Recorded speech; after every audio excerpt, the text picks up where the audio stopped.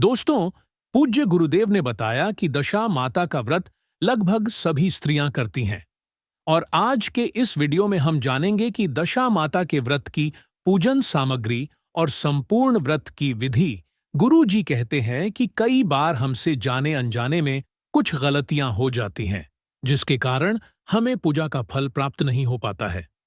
जी हां दोस्तों, जैसा कि हम सभी जानते ही हैं कि चैत्र मास के कृष्ण पक्ष की दशमी तिथि, जो कि कल दिनांक 24 मार्च को है, और इस दिन दशा माता का व्रत किया जाता है। घर की दशा को सुधारने के लिए, घर में आ रही परेशानियों को दूर करने के लिए। लेकिन इस व्रत की पूजन सामग्री और पूजन की विधि से जुड़ी कुछ बातों का आपको अवश्य ध्यान रखना चाहिए। गुरुजी ने बताया है, जो भी स्त्री इन नियमों का पालन करती हैं, तो दशा माता उसके घर की दशा को मात्र 10 दिन में बदल देती है। अर्थात आपके घर में रुपए पैसों को लेकर घर की जो दशा बिगड़ी हुई थी, वह सब माता दशा की कृपा से सुधरने वाली है। देखिए, कई लोग होते हैं जो व्रत भी करते हैं, पूजन भी करते हैं और सभी वह कार्य करते हैं जो कि इस व्रत के किए जाते हैं। लेकिन कई बार ऐसा होता है कि हमारे द्वारा की गई एक छोटी सी गलती हमारे घर की उन्नति नहीं होने देती है। घर में हमेशा तनाव का माहौल बना रहता है। हम करते तो सभी के साथ सही है, लेकिन बार बार हमारे साथ कुछ भी अच्छा नहीं होता है। तो पूज्य गुरुदेव ने स्वयं अपनी कथा में बताया कि जो भी स्त्री दशा माता के इस व्रत को पूरी विधि विधान के साथ करेगी, तो दशा माता मात्र 10 दिन के अंदर आपकी घर की दशा को बदल देगी। दोस्तों, यदि आप इस वीडियो को बीच में छोड़ने का सोच रहे हैं, तो आप अभी छोड़ सकते हैं। लेकिन कृपया ध्यान रखें, अगर आप दशा माता का अपमान करते हैं, तो यह आपके लिए शुभ नहीं रहेगा। दोस्तों, कई लोग होते हैं जो वीडियो को बीच बीच से देखते हैं, काट काट कर देखते हैं, और फिर उन्हें अपने जीवन में कभी भी सफलता नहीं मिल पाती है। इसीलिए आपसे भी हाथ जोड़कर अनुरोध है कि इस वीडियो को अंत तक जरूर देखिएगा। चलिए जानते हैं कि पूजन के लिए हमें कौन सी सामग्री लगने वाली है। तो देखिए, यहां पर हम मौली लपेट करके सुपारी के ऊपर गणेश बना लेंगे। आप चाहे तो गणेश जी की फोटो या प्रतिमा भी ले सकते हैं, क्योंकि सभी पूजन में हमें गणेश जी की आवश्यकता होती है। और इसके साथ में देखिए, एक विशेष दीपक बनाना होता है। देसी घी का लंबी बाती का दीपक बनाते हैं। इसमें 2 बाती लगाई जाती है। साथ में आप धूप बत्ती ले लें।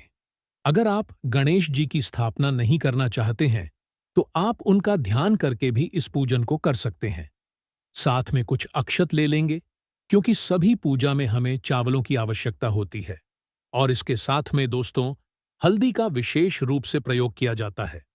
यह वह हल्दी होती है जिसे हम होलिका दहन की झार दिखाकर लाते हैं। यदि आप हल्दी की गांठों को झार दिखाकर लें, तो उन्हें आपको पीस लेना है, क्योंकि इसमें दशा माता का डोरा रंगा जाता है और टिकियां भी दी जाती है। तिलक आदि भी किया जाता है। इसके साथ में रोली को भी इस तरीके से धो लें, क्योंकि इसकी टिकियां दी जाती हैं, और साथ में मेहंदी की भी टिकियां दी जाती है। तो आप कोशिश करें कि केमिकल वाली मेहंदी पूजा में बिल्कुल प्रयोग ना करें। सूखी हल्दी को इस तरीके से धो लें और उसकी टिकियां दें। और यहां पर काजल की टिकिया भी दी जाती है, तो आप काजल भी ले सकते हैं इस पूजन में। तो 10 टिकियां दी जाती है इस पूजन में। और देखिए, यहां पर अगर हल्दी की गांठ है आपके पास, तो उसे पीस लेना चाहिए, क्योंकि उससे डोरा आप रंग सकते हैं।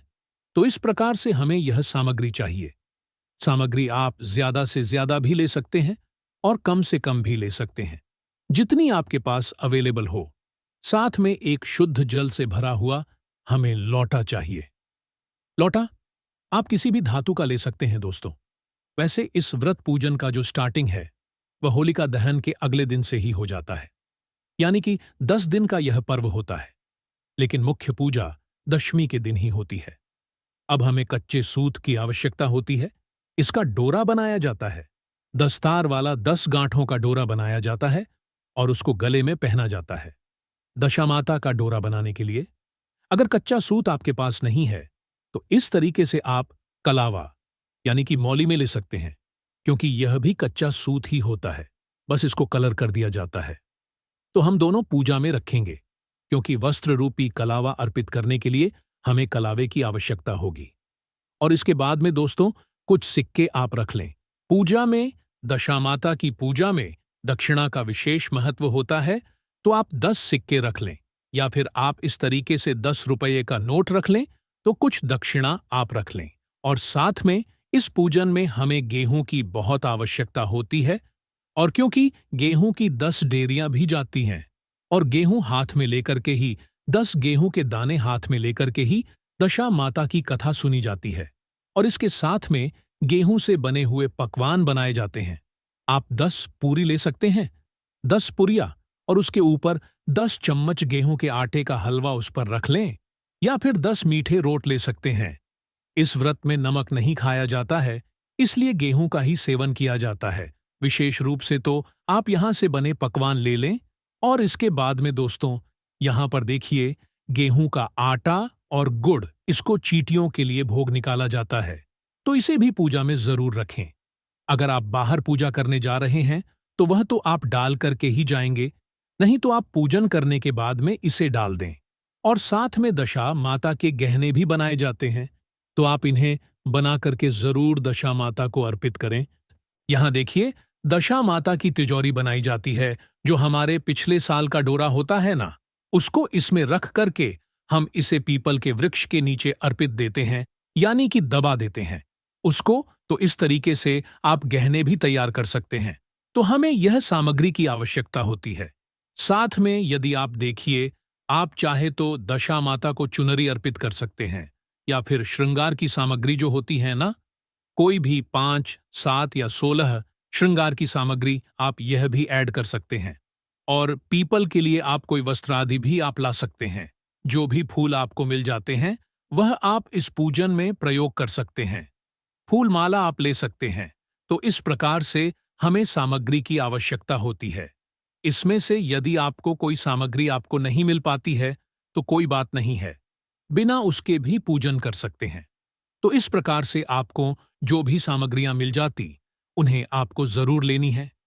अब हम जानते इस पूजन की विधि, लेकिन उससे पहले मेरी जिन भी माताओं बहनों ने वीडियो को अभी तक लाइक नहीं किया, तो वीडियो को लाइक जरूर करें, चैनल को सब्सक्राइब करके, और कमेंट बॉक्स में जय दशा माता जरूर लिखें।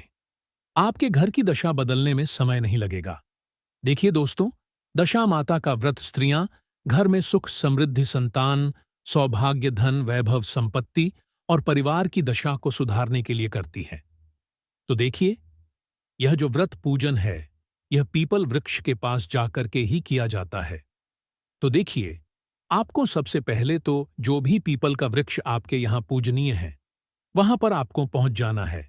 अब जी भी सामग्रियां आप लेकर के गए थे, उन सभी सामग्रियों को आपको निकाल लेना है।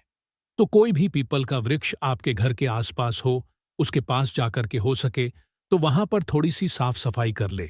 तो यह जो व्रत है, चैत्र कृष्ण पक्ष की प्रतिपदा जो तिथि होती है, उससे लेकर के चैत्र कृष्ण पक्ष की दशमी तिथि को संपूर्ण होता है।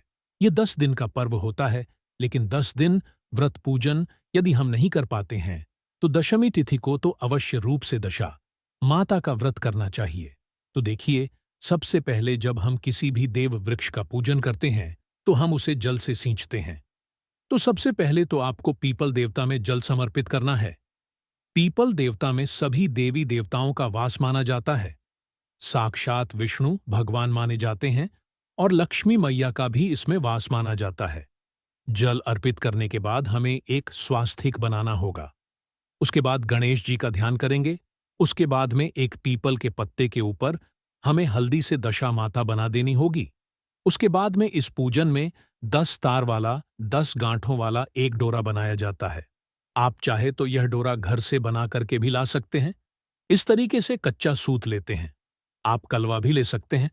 अगर कच्चा सूत नहीं है तो उसमें इस प्रकार से 10 गांठें लग जाती है। मन ही मन दशा माता का हम ध्यान करते हैं। इस प्रकार से यह हल्दी है। हल्दी को घोल करके इसमें हम यहां पे इसको रंग करके रख देते हैं। और इसी के साथ में देखिए, ये जो हल्दी है, ये वो हल्दी है जिसे हम होली की झार दिखा करके लेके आए थे। होली की यानी कि होली की आंच दिखा करके लेके आए थे। अगर आप भूल गए थे झार दिखाना, तो सिंपल हल्दी भी ले सकते हैं। और ये हमने आटे से माता की तिजोरी बनाई है।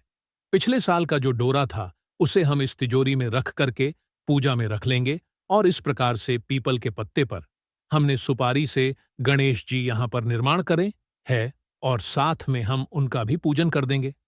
अक्षतरोली, हल्दी, कुमकुम और दुर्वा अर्पित कर देंगे। उसके बाद में हम दशा माता का पूजन करते हैं। यहाँ पर पीपल को भी हम टीका करेंगे, दशा माता को भी हम टीका करेंगे।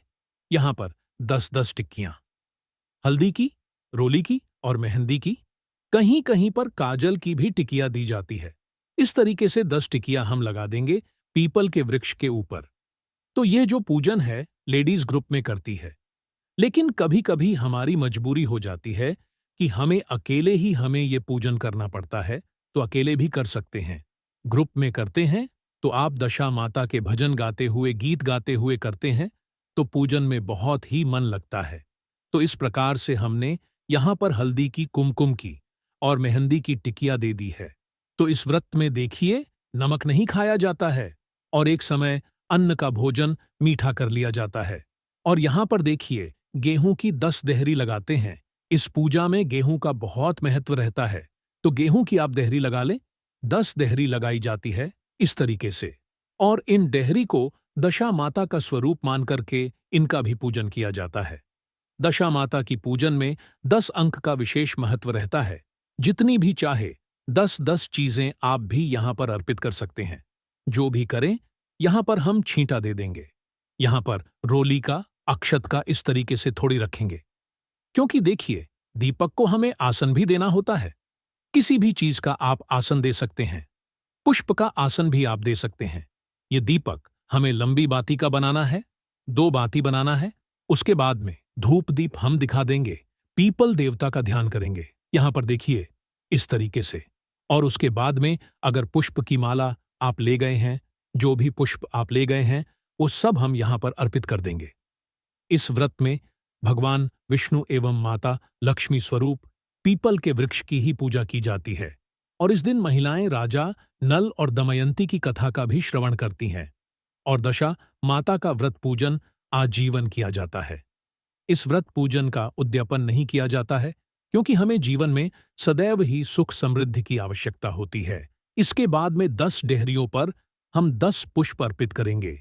जो भी हमने यहाँ पर गणेश जी का निर्माण किया है, दशा माता का किया है, उनको भी हम पुष्प अर्पित कर देंगे।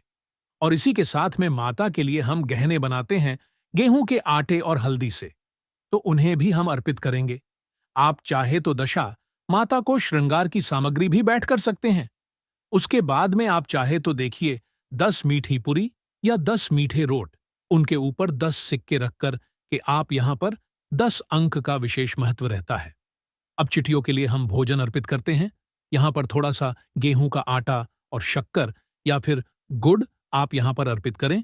उसके बाद में हाथ में 10 गेहूं के दाने लेकर के और यहीं पर बैठ करके दशा माता की कथाएं सुनी जाती हैं।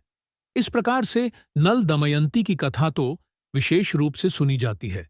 देखिए इस दिन दशा माता का जब हम पूजन करते हैं, इस प्रकार से हम यहाँ पर 10 परिक्रमा करते हैं और इसके बाद में हम माता से प्रार्थना करते हैं, क्षमा याचना करते हैं।